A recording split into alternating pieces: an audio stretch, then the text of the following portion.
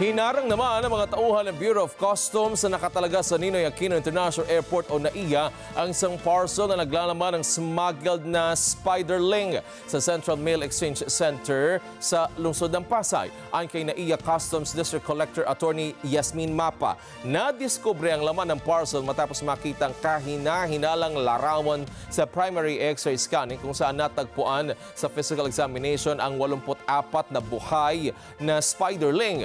Ang parcel nagmula sa Poland kung saan idineklara bilang origami at pinadala sa isang address sa Binyan, Laguna. Paliwanag po ni Mapa, ang tangkang pagpuslit ng mga buhay na spiderling ay direktang paglabag sa Customs Modernization and Tariff Act at Wildlife Resources Conservation and Protection Act and Wildlife Resources Conservation and Protection Act.